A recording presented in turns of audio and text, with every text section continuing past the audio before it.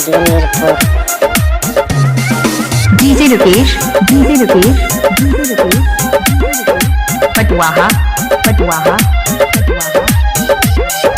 High heels जब पिन्हेलू सारा district हिलेला, राह चलत ओढ़निया से ब्यूटी तोहर खिलेला। राह चलत ओढ़निया से ब्यूटी तोहर खिलेला।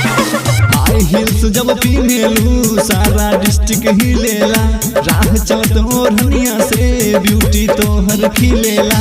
चमकेला चानी लेखा तोहरो जवानी बुढ़बो के मनसन कइबो का। चमकेला चानी लेखा तोहरो जवानी बुढ़बो के मनसन कइबो का।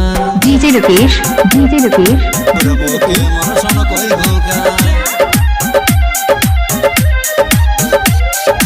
पटवाहा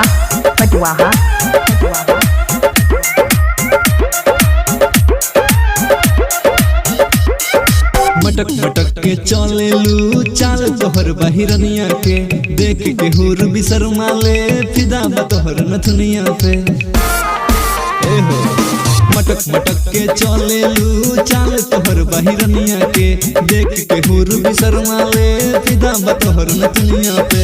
मीठी मुस्कान तोहर दिल के फीलिंग जगैले बा। चमकेला चानी लेखा तोहरो जवानी बुढ़बो के मनसन कइबो का। चमकेला चानी लेखा तोहरो जवानी बुढ़बो के मनसन कइबो का।